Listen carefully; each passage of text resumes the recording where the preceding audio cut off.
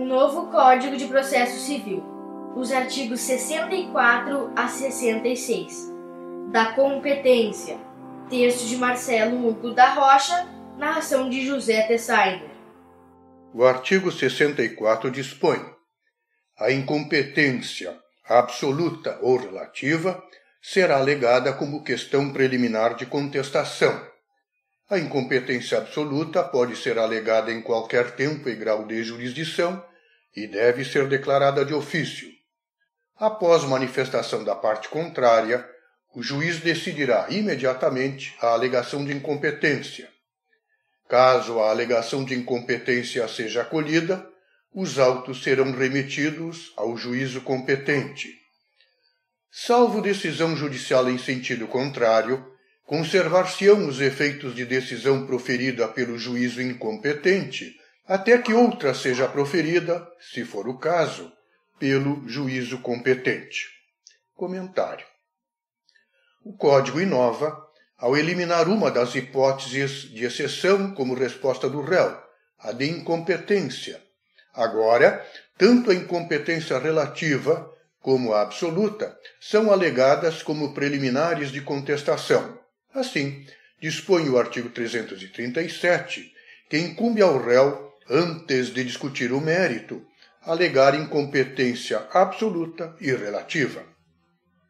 A intenção do legislador é a de buscar caminhos mais céleres para alcançar uma decisão possível de realização. Certamente, o modelo da exceção de incompetência relativa emperrava o processo, por determinar sua suspensão.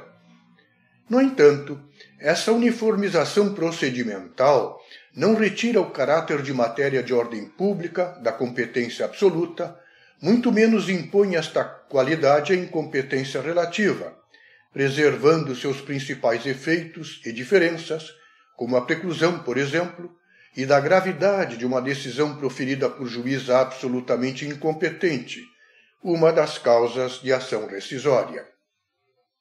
Manteve-se a regra de que somente a incompetência absoluta pode, como deve, ser reconhecida pelo juiz de ofício, podendo ser alegada em qualquer tempo e grau de jurisdição. Textualmente, o legislador garantiu somente ao réu a arguição de incompetência absoluta, mas não há dúvida de que pode ser arguida também pelo autor, já que decretável de ofício. Constitui novidade a manutenção dos efeitos da decisão proferida por juízo incompetente até que outra seja proferida, pois, no sistema anterior, eram desde logo nulos os atos decisórios proferidos por juiz absolutamente incompetente. De acordo com o Fórum Permanente de Processualistas Civis, o aproveitamento dos efeitos de decisão proferida por juiz incompetente aplica-se tanto à competência absoluta quanto à relativa. Enunciado 238. O artigo 65 dispõe: prorrogar-se-á a competência relativa se o réu não alegar a incompetência em preliminar de contestação. Parágrafo único. A incompetência relativa pode ser alegada pelo Ministério Público nas causas em que atuar. Comentário. Manteve-se a prorrogação da competência de juízo relativamente incompetente. A incompetência absoluta não se prorroga, podendo ser arguida por simples petição. Era controvertida a legitimidade do Ministério Público para opor a exceção de incompetência relativa. Resta claro agora que, seja parte, seja custos legis, o Ministério Público pode arguir a incompetência relativa. O artigo 66 dispõe: há conflito de competência quando, primeiro, 2 ou mais juízes se declaram competentes. Segundo, 2 ou mais juízes se consideram incompetentes, atribuindo um ao outro a competência. Terceiro, entre 2 ou mais juízes surge controvérsia acerca da reunião ou separação de processos. Parágrafo único. O juiz que não acolher a competência declinada deverá suscitar o conflito, salvo se a atribuir a outro juízo. Comentário. O primeiro inciso trata do conflito positivo, quando dois ou mais juízes se declaram competentes para a mesma causa. O segundo, do conflito negativo, quando dois ou mais juízes se consideram incompetentes para o julgamento da mesma causa.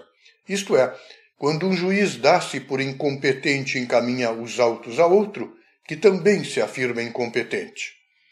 O inciso terceiro trata de possível controvérsia acerca da reunião ou separação de processos. Nos termos do parágrafo único, o juiz que não acolhe a competência declinada deve suscitar o conflito e não devolver os autos ao remetente. Todavia, se o juízo para quem foi endereçada a causa se der por incompetente e remetê-la para o que julga ser o competente, não existirá ainda o conflito se este também se der por incompetente e remeter os autos a um terceiro juízo. A matéria relativa aos conflitos de competência, regulada pelos artigos ora comentados, é complementada no livro terceiro, que trata dos processos nos tribunais, em seção própria intitulada do conflito de competência.